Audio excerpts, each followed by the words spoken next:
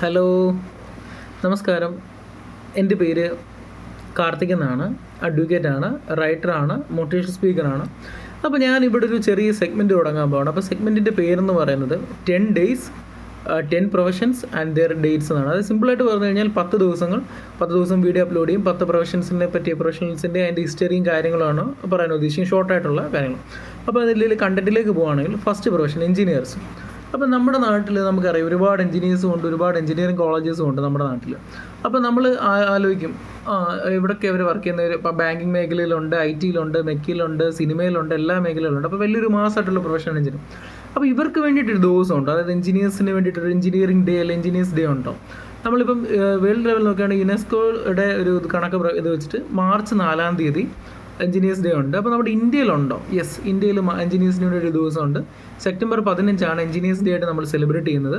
അത് എന്തുകൊണ്ട് September 15 എന്ന് വെച്ച് കഴിഞ്ഞാൽ എഞ്ചിനീയറിംഗ് മേഖലയിലുള്ളവർക്ക് അറിയാം, MV എന്ന് അറിയപ്പെടുന്ന മോക്ഷകുണ്ടം വിശ്വേശ്വരായ അദ്ദേഹത്തിൻ്റെ ഓർമ്മ ദിവസമായ September 15 ഈ എഞ്ചിനീയേഴ്സ് ഡേ ആയിട്ട് നമ്മൾ സെലിബ്രേറ്റ് ചെയ്യുന്നത്.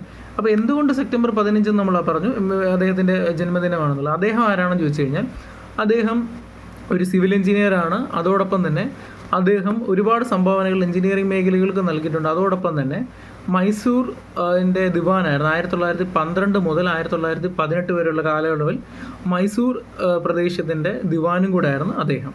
ഇനി അദ്ദേഹം ഇതിൻ്റെ മേജർ സംഭാവനകൾ, അതായത് ഏതൊക്കെ സംഭാവനകളാണ് അദ്ദേഹം നമ്മുടെ എഞ്ചിനീയറിംഗ് മേഖലകൾ അല്ലെങ്കിൽ ഇത്രയും കോൺട്രിബ്യൂഷൻ നൽകുന്ന കൃഷ്ണരാജ സാഗര എന്ന് പറയുന്ന ഒരു ഡാം കൺസ്ട്രക്ഷൻ, അതുപോലെ ഇറിഗേഷൻ ഫെസിലിറ്റീസിൻ്റെ ഇതൊരു, പിന്നെ ഫ്ലഡ് മാനേജ്മെൻറ്റ്, ഇങ്ങനെയുള്ള പല കാര്യങ്ങളിൽ അദ്ദേഹം സംഭാവന നൽകിയിട്ടുണ്ട്.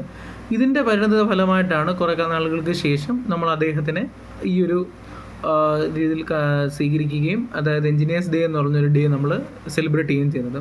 അപ്പോൾ എഞ്ചിനീയറിംഗ് ഫീൽഡ് ഇഷ്ടമുള്ളവർ please do like it. Thank U.